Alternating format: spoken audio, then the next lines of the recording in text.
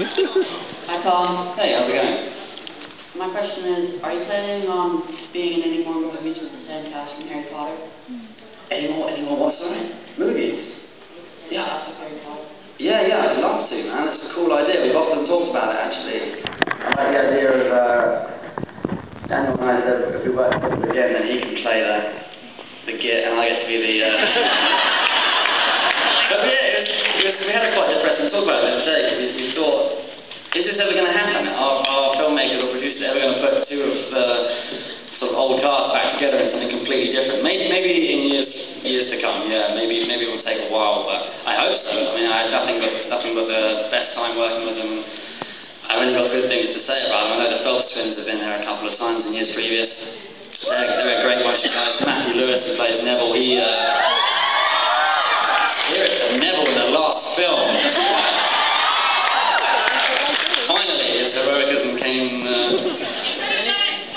Yes, it's a great teacher. I saw that. I actually said it to him the other week, and he was most amused by it. So. Thank you. Thank you, man. Hi Tom, how are you? All right, thank you very much. I'm very well. I was wondering what kind of films you want next, like animation, horror, etc. All of the above, mate. Yeah, I'm really not at the point where I want to do one. You asked me which ones do I want to do next? Like what kind of genres? Yes, like type of genre. Sure. It's very tough for me to pick one. You know, I'm a fan of all of them. Certainly animation. I've always wanted to lend my voice to some cool Disney Pixar type films. So yeah, hopefully I get a chance. You know, Cars 3 is coming up around the corner. You know, no, I'm joking. I don't get in trouble for saying that. So yeah, that would be something that I'd like to do as well.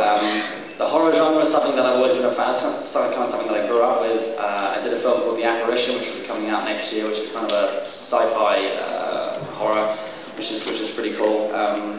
So yeah, I mean, it's kind of an open door. I'd like to have a go at comedy at some point, and romantic comedies, who knows, whatever. But I certainly enjoy doing it and taking part in all of the genres. Thank you so much. Thanks, man. Appreciate it. Okay, last question, and I promise I'll sit down. All right, there we go. Is it hard for you to get into character, and how do you find yourself getting into a hard character? Yeah, we were always so lucky with Draco because within a certain amount of time you really didn't have to think about it. It was something that always came very easily, and he was always so miserable. It was always so easy in the respect that you didn't have to be the one who put on the laughter and the. Yeah, there were some times where Daniel, Ruth, and Emma, they're tired. They've been there for 4 days, and yet they've got to be the happy Ron, Harry, and Hermione. Whereas I just get to sit there and sulk.